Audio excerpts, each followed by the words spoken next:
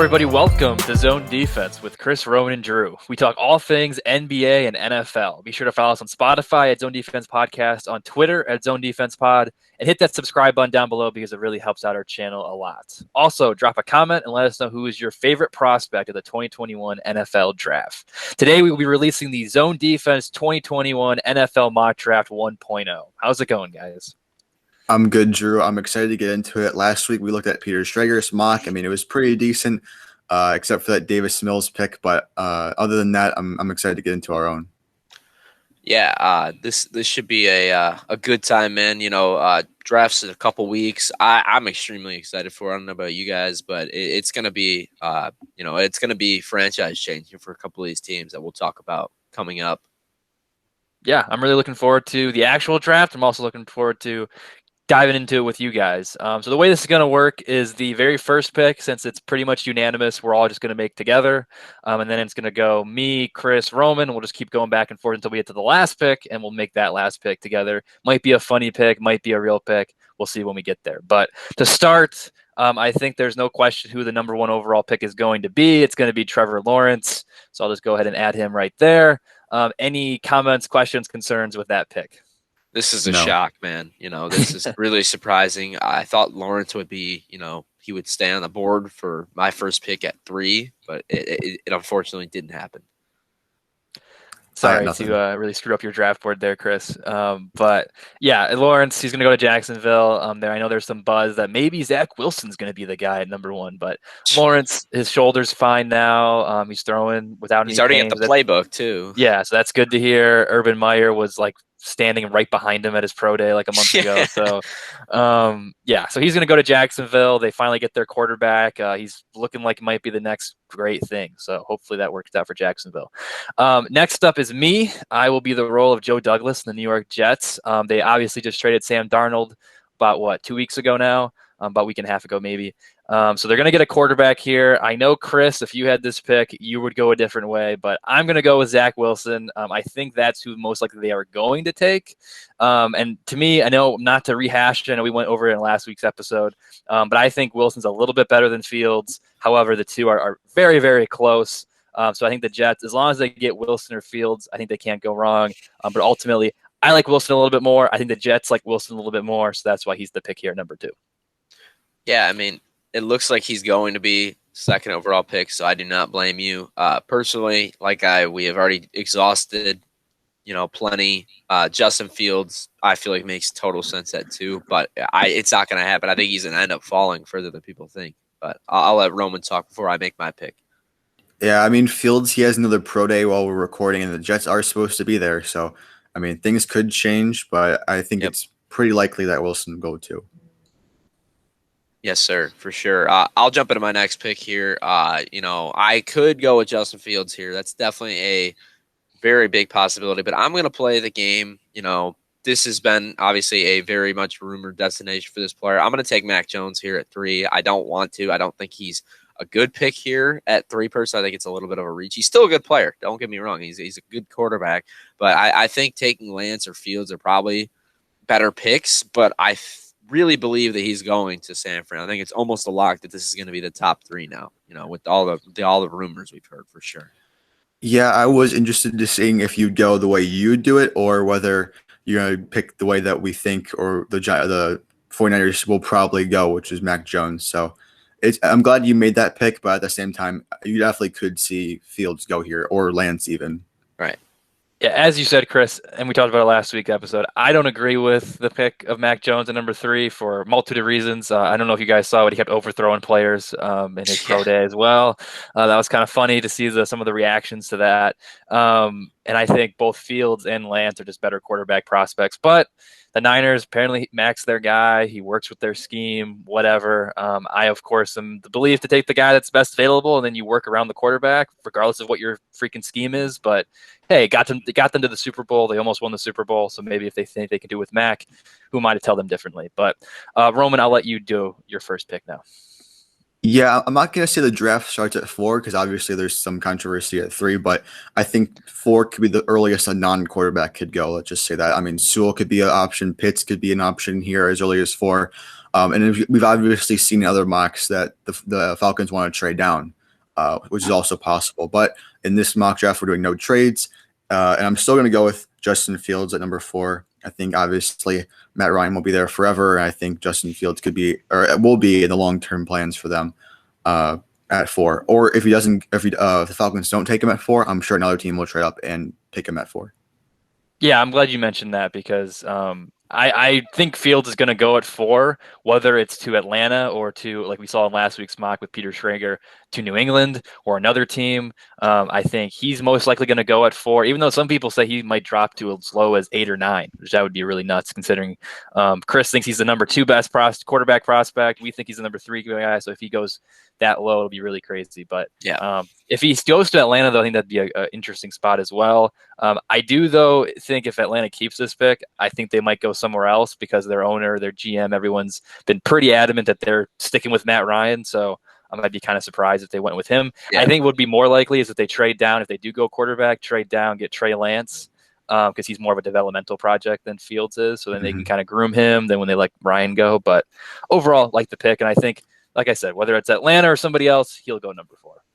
Yeah, I mean, with Fields, I mean, for me, I don't think if the Falcons will take Fields here at 4, I think they would be more likely to go elsewhere besides quarterback if they stay at 4 because, they restructure Matt Ryan's contract. His, his cap hit over the next 2 years is ridiculous. So he's going to be their starting quarterback for at least the next 2 seasons. But after that, they may draft or sign a new quarterback. But I think he's going to be their quarterback for the next couple of years. So I don't expect him to take quarterback. I think they will trade out of this pick, though, personally, for the Patriots is who I think will go up and move up and take Fields or Lance. Yeah, that's definitely likely. But it wouldn't be surprising, like I said, if Fields goes at 4, but it'd be kind of surprising if the Falcons stay at 4 and then also take Fields. But we'll just have to wait and see in a couple weeks. I have the next pick here with Cincinnati. I think any of the top 3 guys that are currently on this board right here in Sewell, Pitts, or Chase, Cincinnati could realistically take here. They could use a nice receiver in Chase, also combine the LSU connection like we saw that Peter Schrager did last week with Chase and Joe Burrow. We could do Kyle Pitts at tight end. That'd be a really interesting fit there. But ultimately, I'm going to go with Sewell. I think they have a decent receiving core. They have decent weapons, and they could also probably fill those needs later on in the draft. However, they really need to address their offensive line. That's their most pressing need at the moment. And getting a guy like Sewell, especially with Joe Burrow coming off an injury, would be really nice. He's the best offensive lineman in the draft. So getting him at number 5, I think, only makes sense for the Cincinnati Bengals. Yeah, I couldn't agree more. I think Sewell is the best offensive lineman, one of the best players in this entire draft class.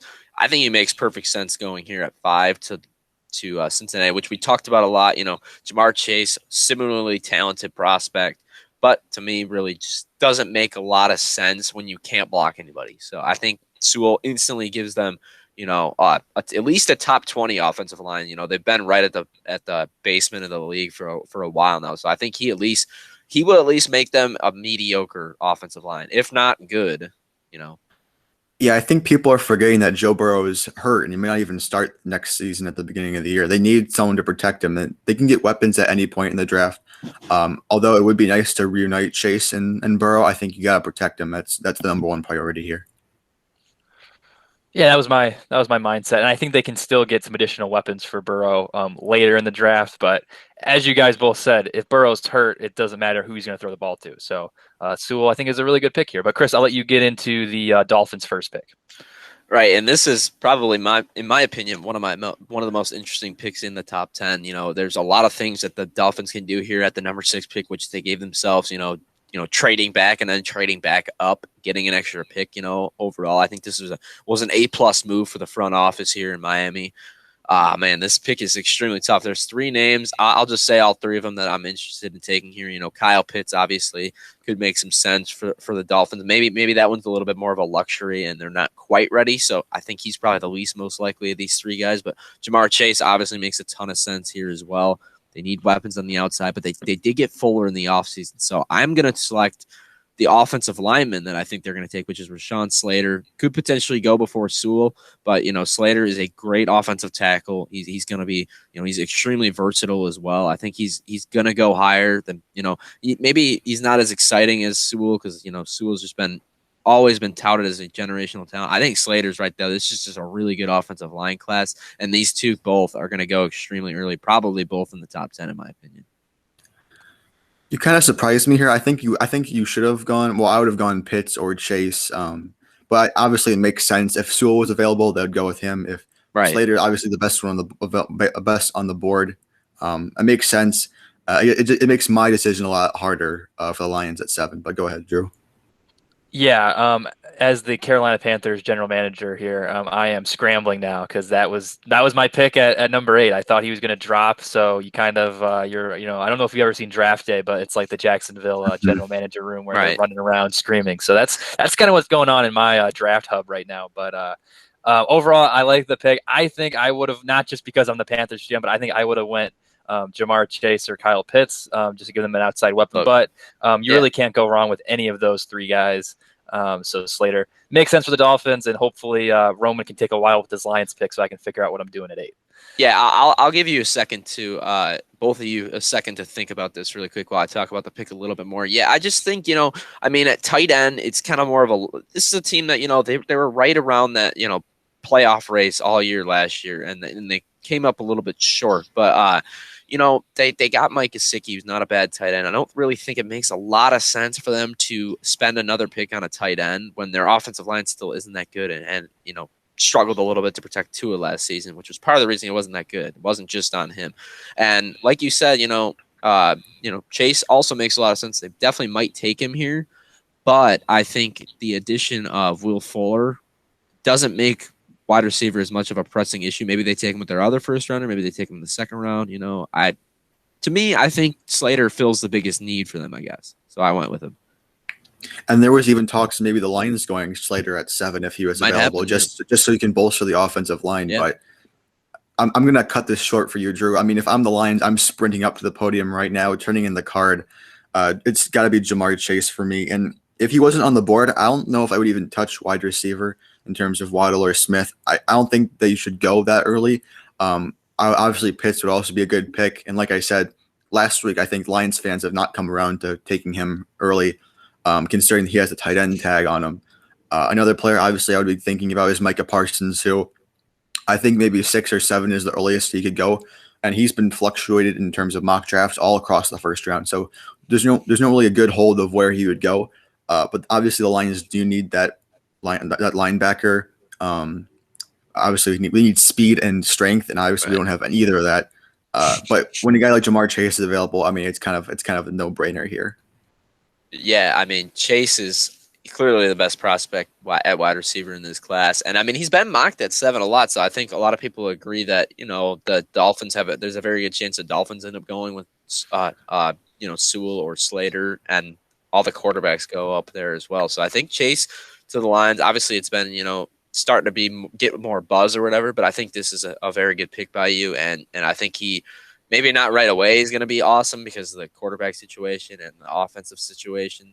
But once they draft their inevitable heir to Jared Goff, I think that's when Chase will show his value, I guess, because I think he's going to be great. Yeah, I like the pick. I mean, they could go Chase, they could go Pitts, they could go Lance, they could go who was I just going to say? Parsons. I think any of those guys would make sense, and also trading down. So overall, trading down. Mm-hmm. Yeah, overall, like the pick. I think I would be really excited to see Jamar Chase in Lions jersey. You got to give Jared Goff some weapons, even if he's not the quarterback of the future. And I think Chase is a really, really nice weapon. So now I'm going into the 8th pick. As I already said, I was planning on Rashawn Slater being available here at 8, so I had to kind of run around a little bit. Kyle Pitts is still available, which is really intriguing. But I think overall, the Panthers, they got a lot of weapons there. They got some solid weapons. I don't think they really need a guy like Kyle Pitts, even though he is very, very intriguing. They could go Trey Lance, but they just got Sam Darnold. I know there is some rumors that maybe they still go quarterback. Already mentioned they have a lot of receivers, so I'm not really looking at Waddle or Smith. I think right here I'm looking at either Patrick Surtain or Christian Darrisaw to either get the best cornerback in the draft or one of the best offensive linemen. Ultimately, I'm going to go Surtain here at cornerback. Crap. Thank you. I got you back. So I think, I think he makes sense for Carolina. They're in a position, like I said, Pitts, if they go Pitts, would not be surprised, would not be disappointed if this is how the draft shakes out. Darisaw, I just feel like this is a little bit high for me for him. And I think Surtain getting the best cornerback in the draft to help that young and promising, but still not great Carolina defense would be a really nice add for the Panthers. Yeah, I mean, this move definitely makes sense for the Panthers. Their defense is extremely young, and Surtain being a top 10 pick also adds a lot of talent to that already talented defense, with all their youth. So I think it makes a lot of sense. I was hoping you went with Kyle Pitts here to make my decision easier, but now I still have one more pick that I would like to make for the Broncos, but this probably would have been my pick. I mean, I don't really have much to add here. I think Surtain could have fit multiple teams in the next couple of picks, especially at Denver or even the Cowboys, who are also trying to bolster anything they have on defense. So I think either way, I haven't seen Surtain mocked to the Panthers before, but I think it's very interesting that you did that because they do need the corner help. And even though they went all defense last year's draft, they still need some help there. So I'm glad you did that. Yep, yeah, a lot of mocks have them going offensive lineman and then their backup being a cornerback. So that was my thought process here. I do think though there is a chance that if the draft shakes out this way, that they could potentially trade down. But Chris, definitely. I'll let you take over here for the Denver pick. Yeah. So you did make my pick. Well, I wanted Surtain. I had him. A lot of notes for teams coming up that would really be interested in him. For Denver, it makes their decision extremely easy. They don't have to trade up or anything. I think this is very realistic to happen. They could take Trey Lance, quarterback of the future, at number 9 and not even worry about it. He could sit behind. Well, he could learn nothing behind Drew Lock, because Drew Lock's terrible. But he could sit, develop for a year, let Drew Lock shoot them in the face all season because they're not going to be very good with Drew Lock at quarterback. And then once he stinks, they can have another high pick, draft somebody talented in terms of a skill position player, and they'll have Trey Lance ready to go. So I think makes a lot of sense for the Broncos. If he ends up, playing this year, which is very possible as well, because like I said, again, Drew Lock is horrible. He probably would be pretty good, even though he's still considered a developmental prospect. I think he's got a lot of talent and could be a starter year one. So I definitely think he fits the bill for the Broncos pick here. I think you could also think that if Mack Jones was here instead of Trey Lance, I think you could see them still take a quarterback or even Micah Parsons who's still available. I mean, it makes sense for all the reasons you mentioned. So, I mean, they do need a quarterback. If Locke isn't the guy, I'm still waiting to give him one more year, but obviously having that backup plan is something that they have to have. Yeah, this is a home run pick for Denver, in my opinion. I think Lance is he's not going to start year one, at least to start the year. He might start by the end of the season, but I'm with you, Chris. I don't think Drew Lock. I think at best he's a below average starting quarterback. His destiny is probably as a high level backup. I think Lance has that upside of being a really nice player. So it's been a quarterback carousel there in Denver for since Peyton Manning left for the most part. So that was 5 years ago. So hopefully Lance can kind of fix that for them. But yeah, overall, I think if this happens for Denver, I think they'd be very, very, very happy that they didn't have to trade up or anything. And similarly to the Lions, if I'm the Cowboys, I am absolutely sprinting to the podium for this pick. I think Surtain was obviously number 1 on their board, but if Kyle Pitts is still available, you take him. I think there are people thinking that they have to trade up for him, but ultimately, if he's falling right into your lap, you got to take him. And I know how much Jerry Jones has a thing for Pitts, and I think this makes perfect sense considering he's dropped so far. Yeah, I really don't have a lot to add. I knew you were going to take Pitts here at 10 after I took Trey Lance. Makes a lot of sense. The Cowboys already have a fantastic offense. Adding a guy like Kyle Pitts, I don't even – Dak might throw for 10,000 yards next year if he gets Kyle Pitts, because they already have maybe the best weapon group in the entire NFL in terms of offense with their current weapons. But adding Kyle Pitts, this could be the next Travis Kelce. This could be the next George Kittle right here, and I think it will be most likely. I think Pitts is almost a sure thing as a tight end prospect. So getting him at 10 is an absolute steal. Yeah, I couldn't agree more. I think if you're a Giants fan, you're pretty ticked off right here because they've been another team that's been rumored to be interested in Kyle Pitts. So to have him fall almost to them at 11, they got to be really disappointed. But I really love the pick. I just can't imagine him dropping to 10. I'm really surprised because I know how much we all love Kyle Pitts that he dropped to 10. But if you look at the team needs, it makes sense. And it wouldn't be surprising if a team trades up and gets him. But if that happens for Dallas where they get him at 10, that'd be a really, really nice value there for the Cowboys. But I'll hop in down to my Giants pick. It does make my life a lot easier, though, because if Kyle Pitts was still there, I probably would have taken him, but I would have had to debate a little bit with myself. But here, the Giants at 11, I think it's Micah Parsons. He's been mocked in the top 10 for a lot of different drafts. I think their offense is kind of set for the most part, especially after they got Kenny Golladay. So I'm not really looking at Waddle or Devontae Smith. They could, I guess, potentially go offensive line here as well, but I think the defense is the more pressing issue, despite it being pretty good last year. But getting a guy, the best linebacker in the draft, in Micah Parsons, is a really good value here at number 11. And I think it's a nice pick for the Giants, even if they're disappointed they miss out on Kyle Pitts. Yeah, I agree with that. I think Parsons to the Giants makes a ton of sense. They were able to get Kenny G in the offseason, so they no longer need a wide receiver. Pitts would be a potential picker. I don't think he'll be there at 11 for them unless they end up trading up, which I also don't think they'll do. I think it's between getting Micah Parsons going maybe with a cornerback, maybe Surtain falls to 11. I think that would make some sense. And then also offensive line. The Giants all love their offensive linemen. They'll probably draft 10 in a row, to be honest. They really love taking offensive linemen, so we'll see. They may end up going with another one this year just to try to shore up that offensive line, which would help Daniel Jones as well. So it would be a pretty good pick, but I definitely would have taken Parsons here. I still think there's a good chance you could see Waddle at this spot or Smith, whatever one they prefer. I don't think just because it's on Golladay that means they're completely out on wide receiver, but I do like the pick here. I mean, Micah Parsons makes sense. They don't really have anyone of notice, and I think just the fact that he's maybe the best defensive player available, I think it's a no-brainer if that's where they wanted to go over a wide receiver. But like I said, I still think a wide receiver could be in play here. I think they're totally out on receiver personally. I mean, they have 3 quality receivers. I know they cut Golden Tate, but they still have Kenny G, Sterling Shepard, and Darius Slayton. I think receiver might be their strongest position on the team. I think there is a 0% chance they draft a wide receiver. That's just my opinion. The Giants have been pretty hard to figure out, though. Yeah, hard to read. So they could go receiver, but yeah, I'm more with Chris. I think it's more likely they wait, especially now they just spent all that money for Kenny Golladay. They wait till the later rounds to get a high level wide or a middle backup role player wide receiver. So that's why I think Parsons or Darisaw makes the most sense here for the Giants. But Chris, I'll let you take it away here for the Eagles. Yeah, this is between 2 guys right here. The top 2 names on the list. It's just basically pick your pleasure between these 2 receivers. I was going to say pick your poison, but these 2 guys are really, really high level receivers. And, Waddle's got a little bit more speed. I think he plays a little bit more like Jalen Reagor, I guess I would say, in terms of, Reagor being a little bit smaller. He's got the speed profile.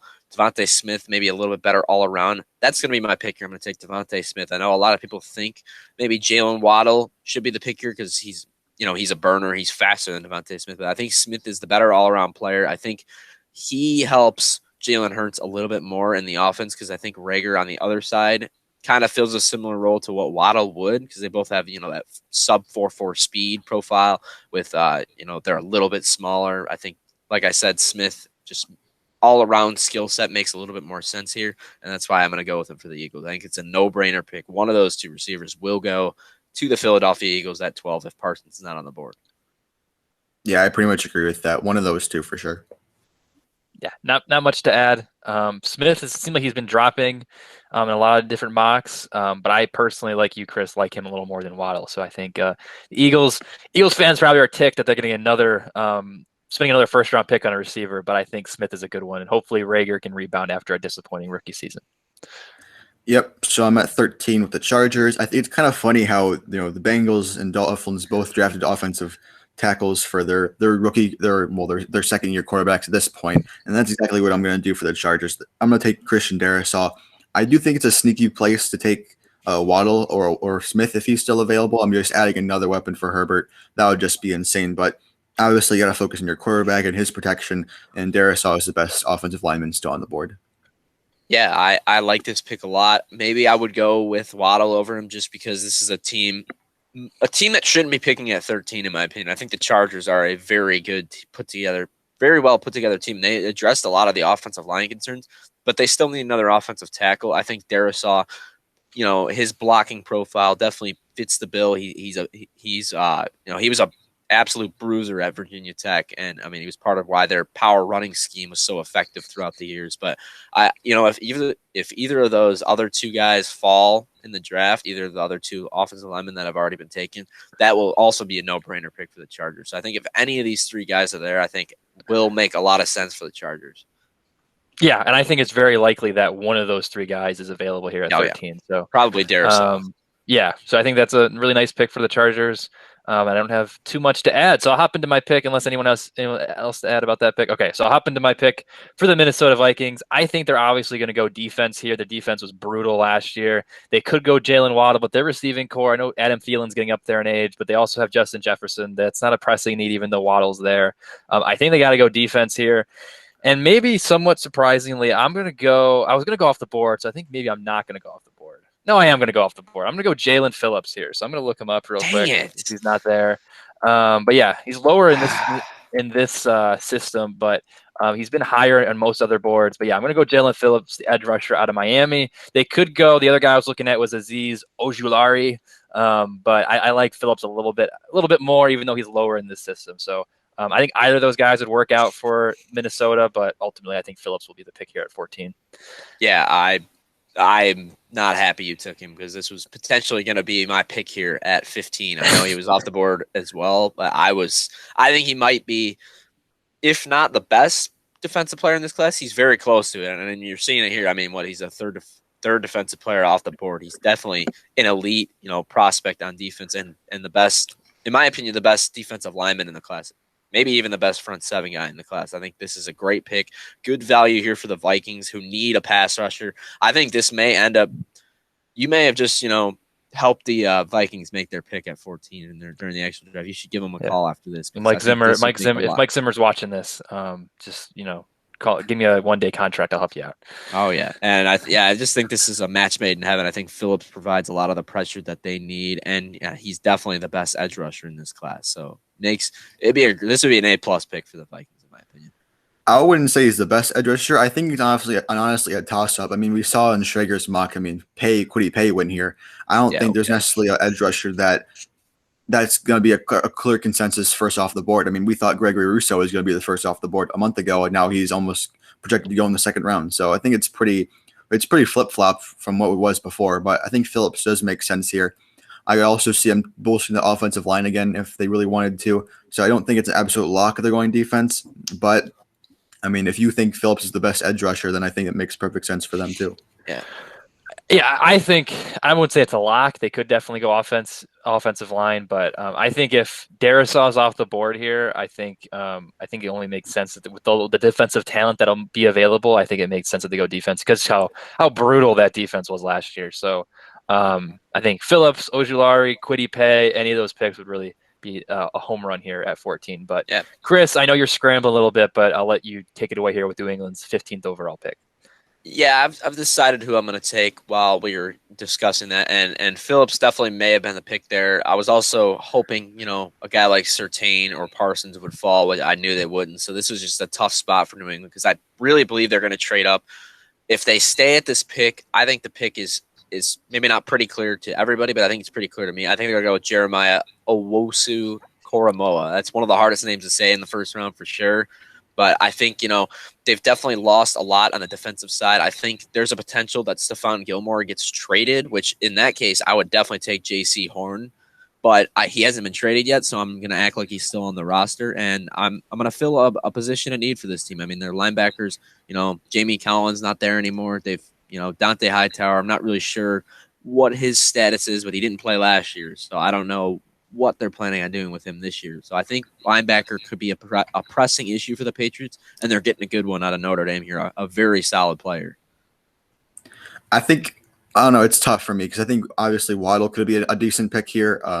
Whoever you think they should go, I think they can't go wrong here. And essentially, Owusu Koroma, I had him maybe a little bit lower in the first round, but I think you could obviously see him go here, maybe a few picks earlier, maybe a few picks later.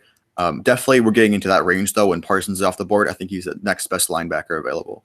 Yeah, and like I said, I really don't believe they're going to be picking at 15. I think there's almost no chance. Maybe they love to trade down too. They could even do that, but I think I would say I'm 95% sure they're at least going to trade up a few spots to get a different player. Because I think Parsons would even make more sense for this team. But I think at 15, I think this is their best fit personally. Yeah, and as currently playing the role of Mike Mayock, GM of the Las Vegas Raiders, I'm hoping the Patriots trade up because I was going to take Jeremiah with my next Would pick. make a lot of sense for them as well. So I am, again, scrambling here. But yeah, I like the pick. I think you're good. It makes a lot of sense. I got you with the Phillips pick, so it was only fair that you paid the favor. So I think it does make sense if Patriots stay here to get him at 15. But yeah, I think this is probably the range that Jeremiah will go in, the mid first round. And if Patriots stay here, I think it's a nice pick for them. You know, I'm on the board at 16 with the Cardinals, and it's just so hard to look up at the board and see Waddle and to pass on him, which I'm gonna have to. I think J.C. Horn is absolute need for the Cardinals, and that's my pick here. Wow. I think maybe the cornerback 2 off the board. You can make a case for Farley, but he has had some injury concerns, so who knows where he's going in now. But I think the Cardinals really want that corner, that lockdown corner. And I think Horn obviously is more of a man-to-man guy, I'm pretty sure. But I think he's clearly a need for them. They could go best player available as they kind of did last year with Simmons, go this year with Waddle. But I think they just got to take their needs. And at this point, it's Horn here. Yeah, I mean, it does make sense for sure that they would go Horn. See, I think if they're here at 16 and Jalen Waddle is still on the board, I think it is a lock that they're going to draft him because I've seen a ton of Devontae Smith at 16, or they move up and take one of these guys or take Pitts. I think they're very much in the market for a wide receiver or a tight end. Well, not a tight end, just Kyle Pitts. But I think if Waddle, they don't have to trade at all. They can get Waddle at 16. I think it's going to happen. I know their cornerback room isn't the best. It's definitely not at all. Don't hear what I'm not saying, but I do like the pick. I like Horn a lot, but I think Waddle will be the pick if they end up are on the clock at 16. He's there. Yeah, I think if Waddle's there, Arizona will probably take him. We saw in Traeger's mock too that they actually traded up to get Kyle Pitts, a receiver, but J.C. Horn also makes sense for them as well. So I think if they get either of those guys, they're not going to be too upset. Yeah, you could even throw in a guy like Greg Newsome the second too, going at 16 if they do decide to go cornerback. I think would work for Arizona, but ultimately I think I'm siding with Chris there with Jalen Waddle if he's dropping. Yeah, I definitely agree with that. And you're on the clock with the Raiders. I'm very interested to see what you end up going with here. It's gonna have big time implications here. And Waddle's still on the board. I'm very curious if you're gonna go with him here. I mean, he is still on the board. And I mean, I guess they could go receiver. They don't have a great receiver room. They don't have a great receiving core. It seems like offensive line and defense are more pressing needs for them at this moment in time. And they also just spent a first-round pick on a receiver last year. There are still some solid guys on the board. I don't know, man. It's tough. I was hoping that Roman took Jalen Waddle with Arizona's pick because I think it would make my job a lot easier. With Vera, I think I was going to go with Vera Tucker or Newsome. Those are the two guys I was looking at for Las Vegas. It's tough. I got to make a pick here though. I'll go Waddle. I'll go Waddle here with the Raiders since he dropped this far. I don't think he's going to go any farther than this. The Raiders might not be happy with taking another receiver first round. And I think Newsome or Vera Tucker would be more likely here maybe to address either their offensive line needs or their defensive needs, or Jeremiah as well. I'm not going to try to pronounce his last name. But I think if he drops, I think that would probably be their most likely pick. But yeah, if Waddle's available, if he drops this far, I think it's a home run pick for the Raiders that helps their offense out a lot. Yeah, this is a pure get the best player available pick for me, in my opinion. I think Waddle is, a guy that could easily go in the top 10. So having him at 17, I'm very happy you took him because I actually was going to take him at 18 with Miami. If you did not, I'm sure the Dolphins liked it, but I'm sure the Dolphins would have loved him to drop one more pick because I think they're definitely in contention for a wide receiver. If even if all the best wide receivers are off the board, I think they can take the next one available. But obviously, it's a luxury pick at that point. But it's non-traditional. I mean, we haven't seen any mocks of the Raiders taking a wide receiver, but I think last year we didn't think the Cowboys were going to go wide receiver before they took CeeDee Lamb. So I think anything's possible, and they're just taking the best player available at that point. Yeah, clearly the best player available in my opinion. I think there's a big value gap between anybody that they could have picked at 17 and Waddle, and it's why I was going to take, Waddle at 18 if he was there and you didn't go with him. I actually thought I was going to have that opportunity, but instead I'm going to make maybe the most chalk pick of the entire draft besides Trevor Lawrence going 1, and that's Najee Harris to the Miami Dolphins. Makes perfect sense that they would go with Najee Harris. They need a running back extremely bad. They don't have a ton of holes. They're already filling one with the offensive line early in the draft for me with Slater. So I think grabbing Najee Harris here, one of the most talented players left available, makes a ton of sense for a team that is in desperate need of playmakers around around Tua. And, receiver, like I said, getting Waddle at 18 would have been awesome, but a lot of these other receivers like Bateman and stuff, I don't understand taking them here as much. I think in the second round, receiver makes a lot of sense for them if they don't go with Jamar Chase at 6 and they take a lineman instead. I think receiver in the second round will be very much on the table. I mean, it's a good pick. I think this is the earliest we can see Najee go. I was thinking what I think will actually happen is him maybe falling a little bit, considering that there was only one drafted in the last year's first round, and that was at 32. So I do think he's that could going happen. 18, man. I mean, it's definitely possible, and I think it would make perfect sense, but we thought there'd be a running backs that makes sense for other teams in the first round that never ended up happening. So I think it's fun to dream this scenario up, and it could happen. I'm not a whole lot locked on it as you are, but I'd put money on this, man. I really think that he's going. I think there's a clear, and if he doesn't go here, I mean, I might be spoiling who else I think needs a running back really bad. I think the Steelers take him at 24 or even the Jets take him at 23 if he's not gone at 18, which like I said, I fully expect him to go at 18, 23 and 24. He's going with one of those two picks for sure, if not 18.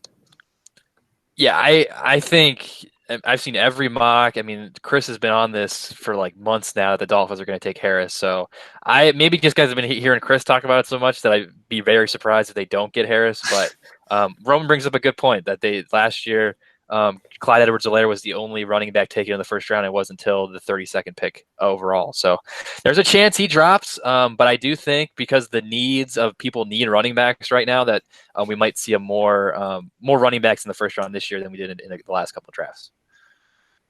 Yep. Yeah, we'll see. Yeah, 19 for the Washington football team. I think obviously if their top two options were still available, it would have been Jeremiah Owusu-Koramoah and let me check the board again. There's one other guy.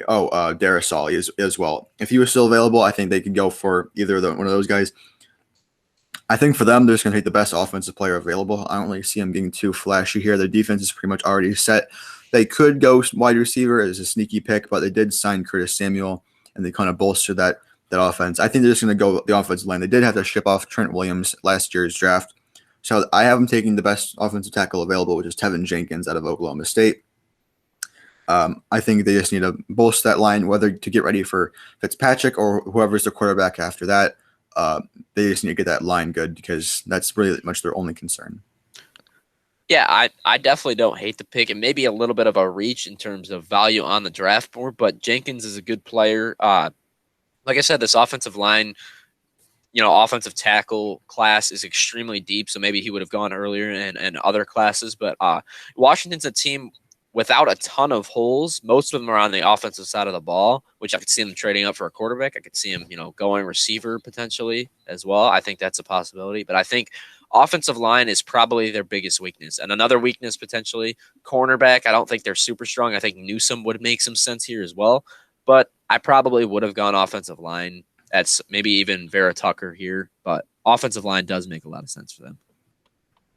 Yeah, I'm right there with Chris. I think Jenkins. I think Newsome would make sense. Trading up to get a quarterback. I agree. Don't have too much to add. Does anyone else have anything to add with that pick? No.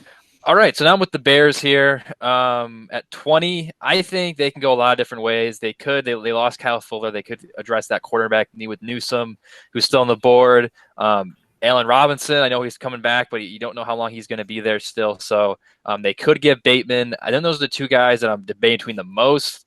I think I'm going to go Newsome. Crap. Yeah, I'm going to go Newsome.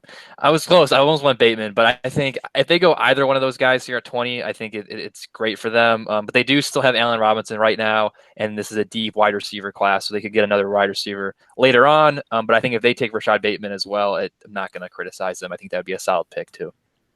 Yeah, Bateman is. I think he has a lot of similar skills to what Allen Robinson brings to the table. He's a little bit shorter than him, but I think he brings a lot of the same skills as AR, being an all-around weapon for them. So I think that would make some sense.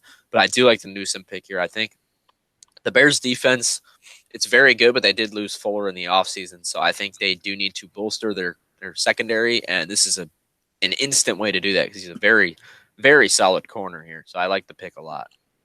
I mean, some could argue that you can go a different corner, whether it's Stokes or Farley, who obviously still had injury concerns, but I think he's cleared to go. So, I mean, whatever your personal preference is over cornerbacks, I think it works here as well. Offensive lineman could work as well, and then obviously Bateman, who we talked about, not to spoil anything, could go in the next couple of picks here. So I'm interested to see what they do. I think they can definitely go wide. If I'm the Bears, you can go wide receiver round 2 or offensive tackle round 2.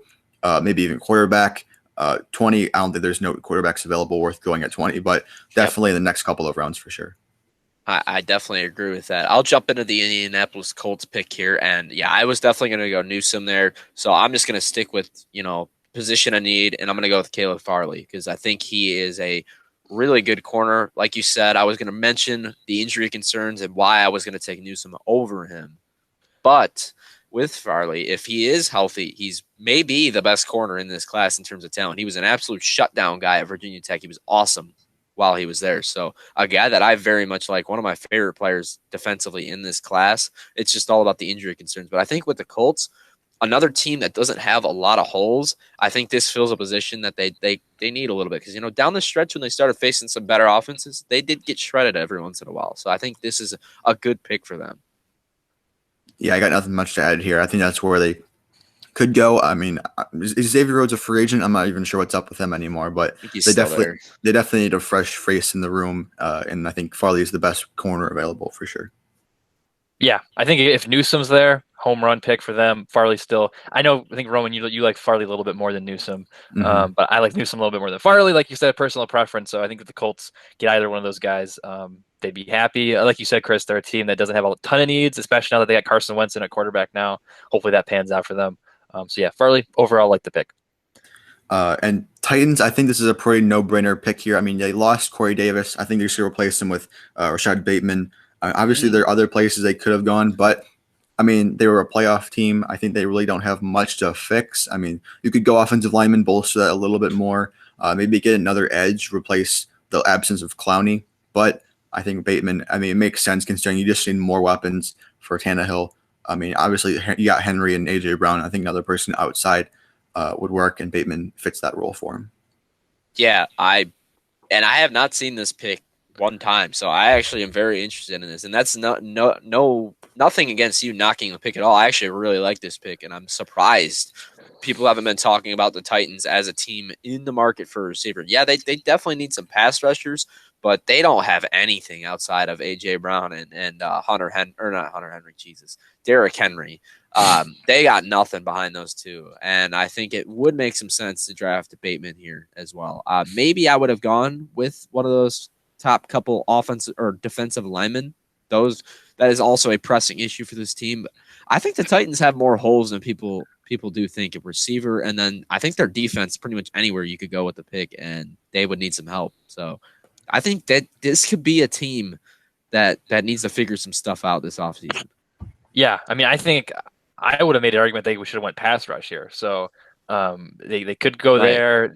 The receiving also is a need. They also lost Jonnu Smith too to the Patriots, along with Hunter Henry. So maybe that's why you had Hunter Henry on the mind there, Chris. So yeah, they could go a lot of different ways here. So overall, I think Bateman would be a reasonable option.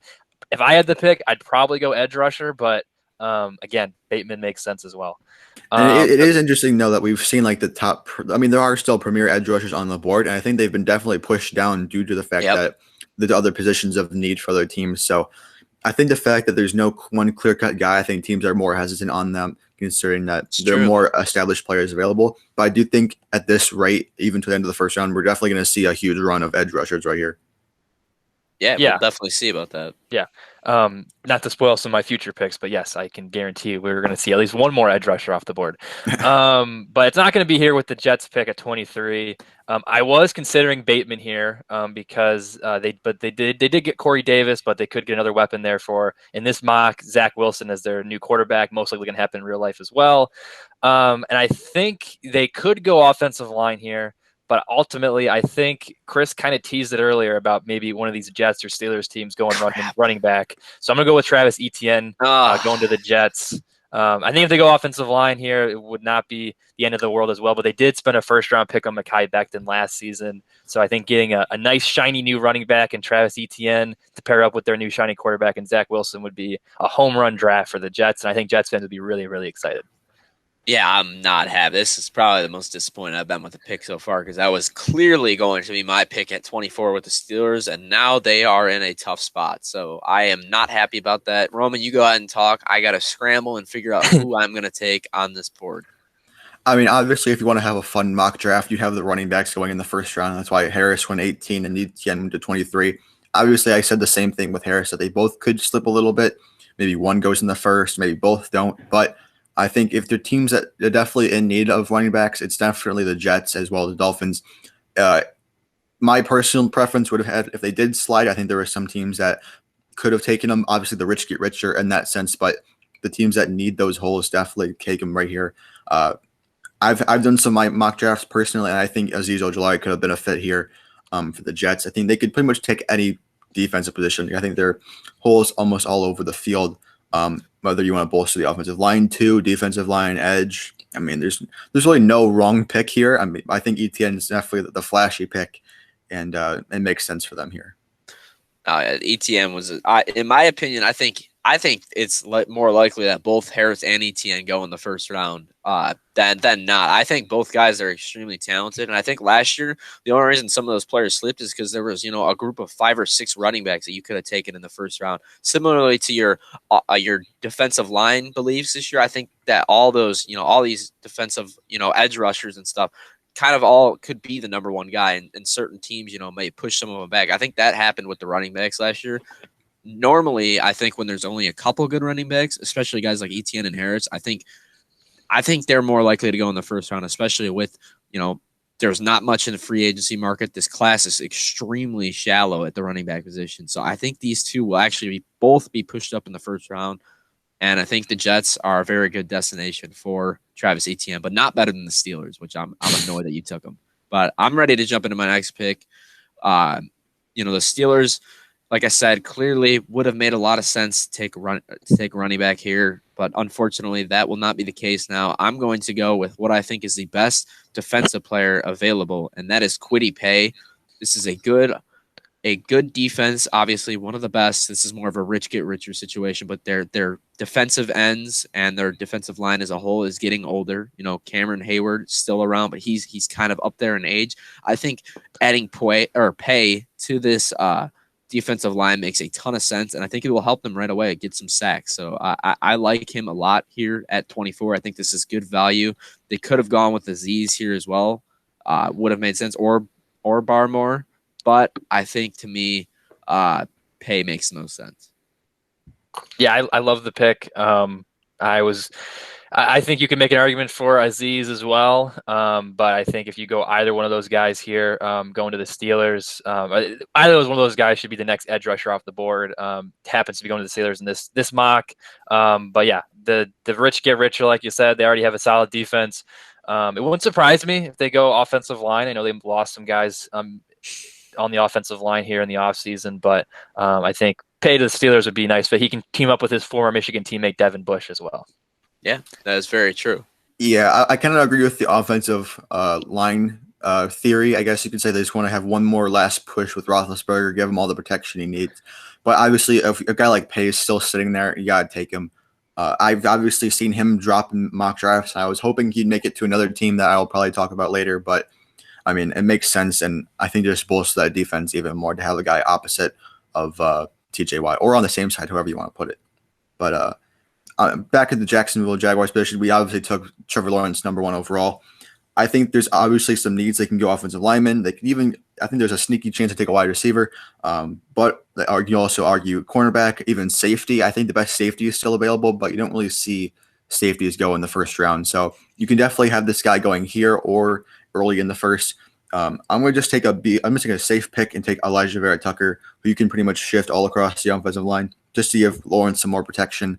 I think this guy will obviously go in the first round at some point, but the Jaguars weren't really the ideal spot for him. But if he can shift across the line, I think it's a big win for him. Yeah, I mean, the Jaguars have one of the worst offensive lines in the league, so getting best player available to protect Trevor Lawrence makes a lot of sense in my opinion. I think they're getting a guy that, like you said, has versatility, can kind of shift him all over the offensive line, and they need that, man. I mean, the Jags, I think this is underrated. Something that they need to worry about is protecting Trevor Lawrence's rookie year. I think that it's going to be harder than, people haven't really mentioned it at all, but I think that's probably the key outside of getting Trevor Lawrence is bolstering that offensive line over the next year or two.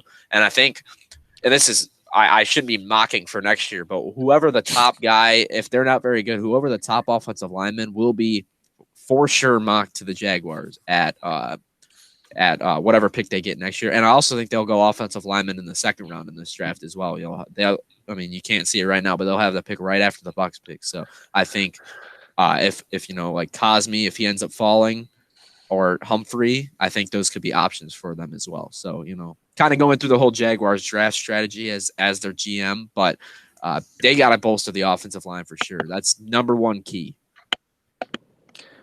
Yeah, I agree as well.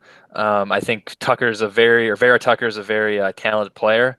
I almost took him earlier in the draft with the Raiders pick, and I think he could have went earlier as well. So I think if the Jaguars, like Chris said, they need offensive line help. So if Vera Tucker's still there at 25, I think they'd be very happy. And then hopefully, because I think they still have their second round pick this year, right? So they'd have the first pick in the second round. So maybe they get one of the other top offensive linemen or one of the higher offensive linemen in a Cosme or a Humphrey. So I think they would be really happy with that.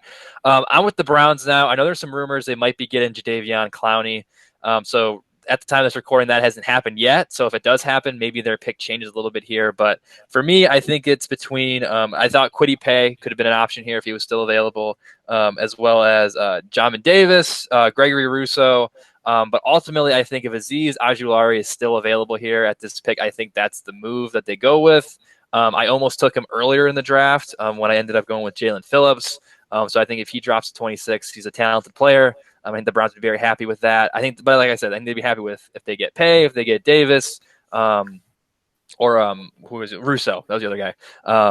I think they'd be happy with any of those guys here, and I think ultimately they would go with Ojulari. And I think they'd be, as a Browns fan, I'd be kind of happy about that. Yeah, this is another team I feel like I've said this a lot, but another team that really doesn't have a pressing need, but I feel like they need to take a little bit of the pressure off Myles Garrett up front. The rest of their defensive line isn't anything to write home about. So I think adding a talent like Azeez is a very good move for them. I think he's one of the better edge rushers in this class. Like I said, I backed it up by taking Paye over him. He's not my favorite defensive lineman from the class, but he's definitely a first round talent and a guy that going across from Myles Garrett will probably wreak some havoc. And I could see him, getting as much as 10 sacks in his rookie year just because he has Garrett demanding so much attention. He's going to get a lot of one-on-one coverage in terms of offensive line. Yeah, I mean, the Browns lost in the J.J. Watt sweepstakes. If they get Clowney, I think that definitely alters their pick a little bit, maybe to a linebacker or corner opposite of Denzel Ward. But, I mean, there's nothing wrong about this pick. I do like Azeez Ojulari quite a bit. He could go earlier. I think maybe the Jets could take him instead of ETN, but obviously you guys like the ETN there. But I think Azeez is a clear first-round pick, and it's definitely risen up boards ever since that end of the college football season. Yeah, I agree with that for sure. I'll jump into my next pick if we're ready. And for this one, I'm going to go off the board a little bit. because he is not currently on the screen. But like I said, another team that, I mean, I actually do think there's a pretty pressing issue for the team, and that's the wide receiver position. I know they added Sammy Watkins, but he sucks. So, and they really just don't have a lot of other options. And Drew is currently flipping me off. So interesting there. But I'm going to go Terrace Marshall here. I think that's who you were going to. Oh, nope, you got another guy. All right. But I think for Baltimore, I think it makes a lot of sense to go with Marshall. He's a little bit of a bigger body at receiver. I like Rondell Moore personally over him. I think he's better. And I think that's who Drew likes as well. But for me, adding Rondell Moore is basically having Hollywood Brown 2.0. I mean, they're very they're both on the smaller side, both absolute burners, both, can move around the formation. They need a guy on the outside to take pressure off of Hollywood Brown. I think Marshall makes a ton of sense there from LSU. He's a guy that, with Chase, with him opting out of the season, boosted Marshall's stock a lot, but he showed out this year, man. He's a very good player, and I do like Marshall a lot. Just one of the many reasons why this receiver class is so fun to think about and to, it's deep. So, I mean, getting Marshall late first round, he's a good player. I mean, I don't have very many locks every time I do a mock draft, but when I do, I always put Terrace Marshall to Baltimore. They Makes definitely perfect sense. They need a wide receiver. I mean, edge could be one of the pressing needs, considering that their defense wasn't as up to standards last year. But I mean, wide receiver has to be the pick here. If Bateman falls here, excellent. I mean, if Marshall's here, good too. Rondell Moore, Elijah Moore. I mean, whoever you like, Darius Toney, whatever your preference is, I think one of them has to go here. Yep. And I think Marshall is Not the best Toney. wide receiver available.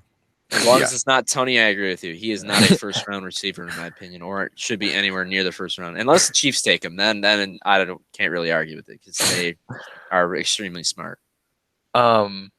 Yeah, Marshall, he wasn't the guy who I thought you were going to pick, which I'm happy about. But yeah, I still like the pick. As you said, Roman, there's tons of guys that Baltimore can go with. As long as they get one of those top receivers, they should be very happy with the draft. It's a big need for them. And Marshall, I know he's got a lot of maybe he's the next Justin Jefferson, late LSU first-round pick. Very possible. With a guy like Lamar Jackson at quarterback, anything's possible. So I think he's a guy, again, another guy who's been kind of rising up draft boards here in the last few weeks. So I think Baltimore gets him. They'd be very happy, like the pick. Yep. And for the Saints up at 28, I do think there's a drop off at edge. So I was hoping Kwity Paye or Ojulari would fall to the Saints. I think that's the pick they should go with this. I mean, they lost Trey Hendrickson in the offseason, who, whether you know him or not, he had an impact opposite of Cameron Jordan. So it's going to be a hole there, and they've lost some other key pieces around the defense as well. I'm not buying for time, but I do think there's some holes that they could go with. I mean, the best player available is a linebacker, who I think does make sense here. I'm going to take Zaven Collins out of Tulsa, who could go early, maybe mid-first, depending on what team needs him. There are some edges I'm looking at as well, but like I said, I think there's a drop-off, and I'm not really confident on taking either one of them, considering I liked Paye and Ojulari over all the rest of them. So I think Collins could be a good pick here. Yeah, I mean, look, I'm not really arguing with the pick. I probably would have gone with Davis from Kentucky over him. I like him a lot. I think he's going to be a really good linebacker as well. So, I mean, I like Collins. I don't know as much about him clearly because he went to Tulsa. I'm not really a big Tulsa fan, so I don't watch a lot of Tulsa games. But, I mean, he's definitely a guy that's worthy of a first-round pick. I think linebacker is a pressing need for the Saints.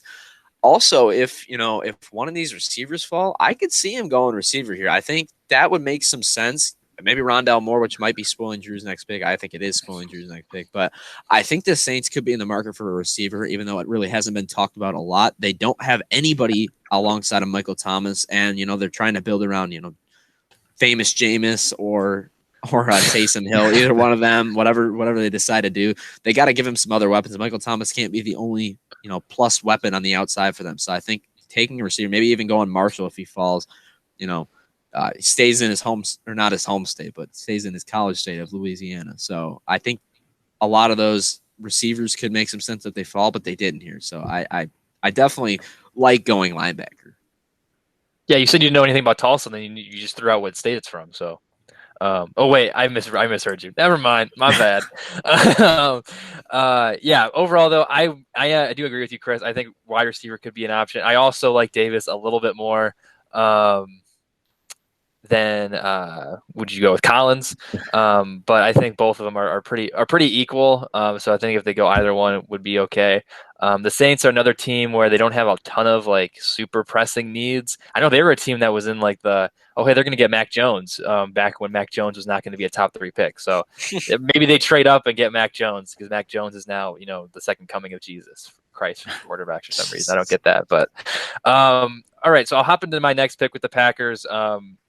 Chris already kind of spoiled it. I'm going Rondale Moore here. I thought Chris was taking him with the Ravens pick, which is why I flipped him off.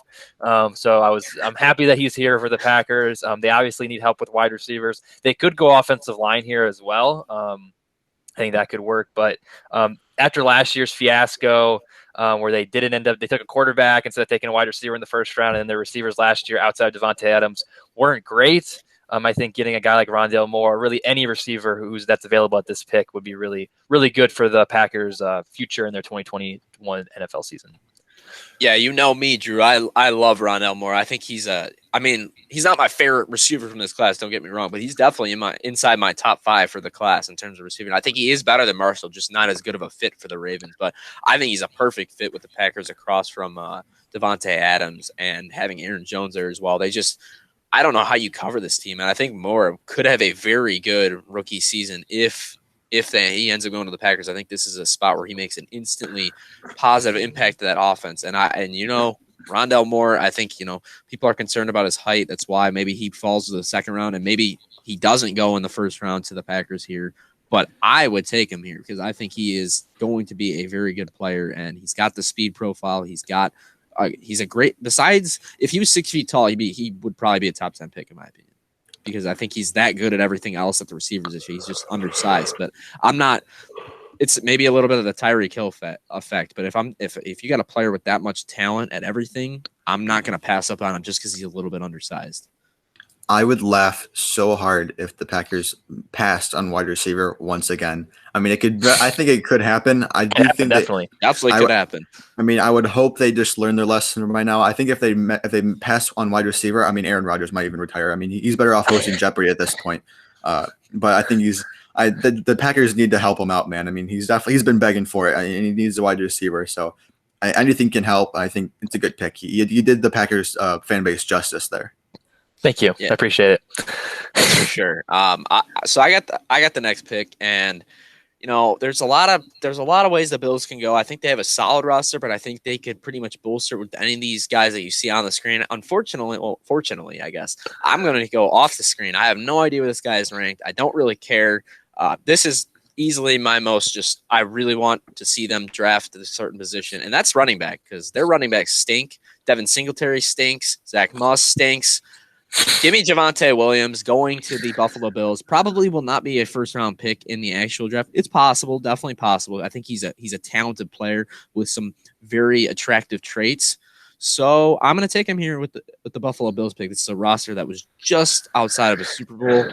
I think adding Williams, taking a little bit of the pressure off Josh Allen makes some sense for them. They have some holes defensively they could fill. I don't care. I'm taking Javonte Williams. Yeah, you said it right there. They have holes to fill in defense. I don't think they're going Javonte here. I do like him as a prospect. I think he could be a sneaky good pick in the second round for a team that's in need of a running back. There's a chance maybe he'd still be available in the second round when the Bills pick comes around. So maybe they get him then. But I think if I was the Bills at this point, I would definitely go with any of the top defensive players that are still on the board. There's still some really solid guys out there. So yeah, that's what I would do. But I think there is a way that they could still get Javonte later in the draft, because I think he'd still be available, or one of the other good running backs available, like Kenneth Gainwell out of Memphis. Yeah, I mean you're not wrong. I just think I wanted to have a little bit of fun with this pick, because I think the Bills are a wild card for what they actually do. I think they could pretty much go with any position. And I think running back is definitely a need for them for sure. Yeah. Running backs suck. So it's definitely one of their most pressing issues. I do agree that they're not getting Williams in the second round. He'll go before their next pick, I'm assuming, unless they trade up. But they will probably not draft a running back in the first round. But sometimes life's got to be fun. I mean, if Harris and Etienne were definitely available, I definitely think they go one of those guys. I mean, like I said, the reason they're not is because the worst teams need them more, and the rich don't need to get richer in this scenario. But it's definitely a fun pick to acknowledge that. Yes, the Buffalo Bills need running back help. Yes, they have other needs. I agree with you, Drew. But it's fun to mock Javonte Williams to the Bills just because very fun. They need the help. And he's electric, man. This is a guy that, I mean, he's got top end speed. He's also got some He's one of the hardest guys to tackle in this class, especially at the running back position. He's going to be a missed tackle machine, and he can catch the ball out of the backfield. I think he is going a little bit under the radar. Personally, I do like Javonte Williams a lot, and I think he will be at worst mid-second round pick because I think somebody, if he doesn't go here, I think one of those crappier teams. You know, maybe one of those teams with an extra first-round pick, like the Jets, if they don't end up going with ETN in the first round, could end up going with Javonte Williams because they definitely need running back. So I think this is a pick that definitely makes some sense for the Bills, though, at least. There's definitely more pressing issues. I would say Barmore probably or Davis would have been, the traditional picks. But sometimes you got to have some fun. That's what you said. And I think that Barmore or Davis – they could take them here, and then they could get a guy like Gainwell maybe with their second-round pick and address both their needs. I think that's maybe the more logical way to go. But if you like Javonte, like you said, you got to have some fun sometimes. So why not take him at 30 overall? Right. Yep. So this is the last pick for my individual, and then we'll all collectively pick 32 for the Bucks. And Chris, you kind of not predicted it. You said Tony to the Chiefs, which I somewhat agree with, which is why I'm going to go the opposite of that and not do that. I'm going to go with Samuel. I'm going to go with Samuel Cosmi just because they need the offensive line help. Yep. I mean, they lost two of their starters. We're not going to go through this again in the Super Bowl for a full season this time. They need the help. If Vera Tucker was still available, I think you can see Cosmi flip-flop with Tucker in those spots. But, I mean, they could go Tony. They could go another wide receiver. They can go pretty much anywhere they want. They can do whatever they want at this point. But they actually have a pressing need this time, and they have to address it. Yeah, I mean, the defense is also going to be a concern all the time with the Chiefs. Their defense wasn't bad last year. I just feel like they always need to reload some more talent on their defense. It's not maybe the most skilled defense. I think they just are able to scheme up a lot. They put a lot of pressure on other teams. So adding, a front seven guy would make some sense for them. I do agree. Offensive line also makes some sense for them. Tony doesn't make sense for them personally. And I just don't really get the infatuation with him in the first round. I think, he's probably more that, maybe he's similarly, which I actually really like Denzel Mims. Maybe he has that fall kind of like Mims did where he fell all the way to the mid second round or whatever, late second round like he did. I think that's a possibility for Tony. I don't think he's as good as Mims was, but I think personally that's what I would do if I was GM. I don't see first round in Tony in terms of his talent. I think he's more of that second, third round pick, but we'll see. I mean, the Chiefs, you can't really argue too much. I think they could definitely go receiver here. And if they went Rondell Moore here, that would be absolutely ridiculous and just the most unfair thing I've ever seen in my life. And it would probably mean that Mecole Hardman will never touch the field either because he's way better than Mecole Hardman and basically just as fast as him. Yeah, I mean, I don't see them going receiver. They could, but I think either getting Cosmi, Humphrey, Barmore, Davis, Russo makes the most sense Dickerson, for them here. maybe. Yeah, getting either addressing the offensive line or addressing some of their defensive problems as well would make the most sense. So Cosmi, I like the pick overall. So we can go now to our final pick here with the Tampa Bay Buccaneers. We're all going to collectively make it. I don't know if you guys want to each give out like who you think should go here, and then we can just come to a consensus. But what do you think Tampa's got to do here at 32? I'll start us off here. For me, they're coming off of a Super Bowl. They need to maximize this window that they have of probably 2 more seasons left of Tom Brady until they're going to have to rebuild or figure out their quarterback position. They could go Kyle Trask here. That's someone I'm going to bring up. I think him or Kellen Mond would make some sense for the Buccaneers to go with here. You mean Davis Mills? No. But outside of that, I think honestly, for me, really just Barmore, Davis, even Morig down there from TCU. I think those 3 would make the most sense. They have a really good front 7, so maybe Morig, in the back end to help out Winfield in the secondary would make some sense. The corners are pretty much all off the board. I'm not going corner here. I'm not going to reach, but I think honestly, if you guys want to take any of those offense or defensive players or go quarterback, I would be okay with it. So I'll leave it up to you two pretty much to decide. I agree with the Barmore. He's probably my priority pick here. Russo could also be an option if you really want to get spicy. I think Eli Moore could also go here. Just having another weapon on that offense. Yeah. Yeah, could spice things don't up a talk little to me bit. like that, man. I love Eli Moore too. But yeah, I mean, they have their wide receiver room could get a little crowded. I mean, they have some issues. I mean, they already have got one on the franchise tag. They haven't brought back Antonio Brown yet. And who knows what Evans is going to want in the future. And then you have the IDL, you have Sue, who's old, and Vita Vea, who hasn't really Injuries. How can I say this right? He hasn't really stepped up into that first round prowess yet that we kind of expected them to be. And yeah, injuries have held them back as well. Injuries have definitely held them back. So yeah, I'd say Barmore, Russo could be a boomer bust pick right there. I mean, to get really unfair with it, I mean, Russo could be a pick here, but I'll just keep it between Barmore, Russo, and Moore. So I think that leaves it to me, right? I think, as Chris said earlier in the show, you got to have some fun in life sometimes. I think, and I've actually seen Moore mocked to the Buccaneers in a few different drafts. So if it's okay with everybody else, I think we take Elijah Moore here with the Buccaneers. I'm cool with that. I'm good with that. Yeah. And then we'll get out of here. But so yeah, Elijah Moore there. Let's look at the full results. Going to the Tampa Bay Buccaneers. So yeah, overall, I think it was a good draft. If we could do it again, I think we should definitely had Waddle going a little bit earlier than he did. He kind of just fell, and then some of those edge guys are kind of just falling a little bit as well. But we talked about why those edge players are falling, and for Waddle, it was just kind of random that he fell.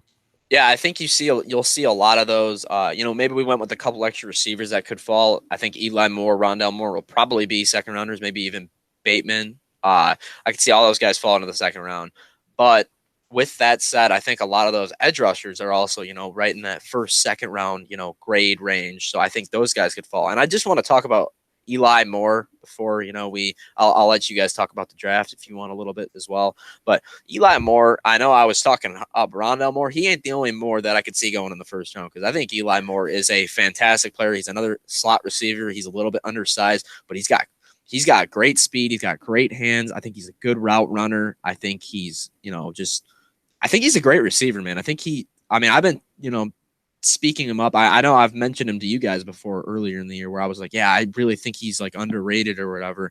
I didn't expect him to get first round hype, even second round hype. I thought he was going to be more of that third round pick, but he was fantastic with Ole Miss. And, following A.J. Brown and DK Metcalf, those are big shoes to fill, but I think Eli Moore is going to be the next great Ole Miss wide receiver to go into the NFL draft and tear it up, man. I think he's a great player.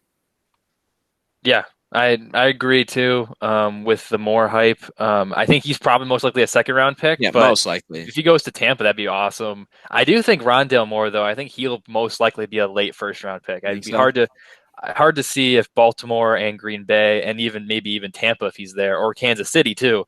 Kansas City would be awesome. It'd be hard to see any of those teams passing on him, because that's probably where he's going to be available. Because I feel like Bateman will be like a he's going to go before Moore. I think he's going a little bit earlier in the draft too, but we'll have to wait and see. And then I think the only other pick that I was like, I don't think that's going to happen, is the Javonte Williams pick. No offense, Chris. That was the one. That was a fun pick. I don't either. I don't think he'll go there either. But if he does, I think it would be a good pick if he goes there. Don't get me wrong. Maybe a little bit of a reach, but he's a very good player. So I don't actually hate the pick. You know what I mean? If that makes sense. I don't think it's that realistic, but I also think that if they took him, I don't think people would be that upset. I can't remember if they have a second round pick, but Pittsburgh could be an option there in the second round too for Javonte. If it happens like we did, where ETN goes to the Jets right before them, so that could be an option as well. I agree. I think Javonte too.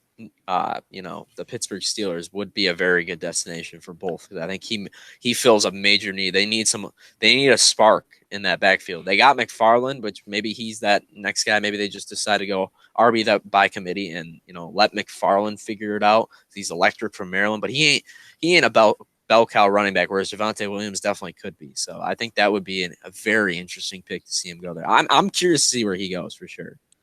And I don't think we can see who is still available at the end of the first round, but there are some guys who can definitely make that way into the first round, whether it's Owe from Penn State, Joseph Osai from Texas, Eric Stokes, a corner, Trayvon Morig, who I kind of hinted at maybe the Jacksonville Jaguars taking with their second pick. He's the safety. the safeties don't necessarily go in the first round, but it's possible. He could be their pick. Yeah. Remember, they got the first overall pick in the second round too, so that could have been their pick there, and probably it would have been something I would have been interested in because I think he is a player that can definitely, like you said, safety is not a prime position for first round unless you're an absolute, no doubt prospect. I don't know if he's quite at that level, but he's right on the edge for sure. I mean, we thought Xavier McKinney was going to go in the first round last year, and he ended up falling out of it. So anything's possible, and even the linebackers, Jamin Davis, Baron Browning, if you want to include him. I mean, those guys definitely going early second for sure if they're not going in the first round. And also Russo, probably Barmore. Him too. There's a lot of different ways. Barmore definitely a first rounder. I think after you get outside like the top, I'd say top 16 or 17, there's a lot. Those teams can go a lot of different ways with these picks. So there's a good chance what we put isn't what actually is going to happen. A lot of the guys who are especially still since available, we didn't have trades. Yeah, especially that could definitely change the mock-up with the draft as well. But anything else you guys wanted to add overall about the mock draft before we get No, man, just can't wait for this year's draft. I think this is a very good draft class personally. I think there's a lot of interesting prospects, especially at those skill position players, which I know we care a little bit more about because we're really into fantasy football, so it makes sense that we know more about and care more about those kind of players. But I'm still very curious to see where this block of I feel like this mass of first round grade defenders goes as well too, because there's a lot of guys that I'm very interested in, but there's also some guys that are going to fall out of the first round. So very, very interested to see how this draft shapes up. But this was a lot of fun, guys. Yep. Yeah. Nothing much to add here. Yeah, I had a lot of fun too. The only problem with the draft is I get so excited and then it happens and you got to wait, 5 months before actual games start getting played. So that's the only downside about the draft. But yeah, one of the best times of the year. I remember last year I got really into it for the first time because it was COVID and the pandemic and the lockdown, and the same things happened this year. So we're looking forward to it. But this was a lot of fun. Hopefully you, the viewer, enjoyed watching it as well. But once again, we're the Zone Defense Podcast. In addition to our NFL draft coverage, we'll also have additional offseason NFL content, including previews for the 2021 season. We'll also have some fantasy mock drafts once the real draft is over. Like Chris said, we'll start going through all those. So be sure to look out for those, as well as Chris and I are continuing our weekly Zone Defense Basketball Hour. The playoffs are right around the corner, so you don't want to miss any of those. And make sure you subscribe to us on YouTube, follow us on Spotify and Twitter at Zone Defense Pod, and search us on Apple Podcasts. Smash that like button and drop a comment down below. Please let us know what you thought of all of our picks. Which ones did you like? Which ones did you not like?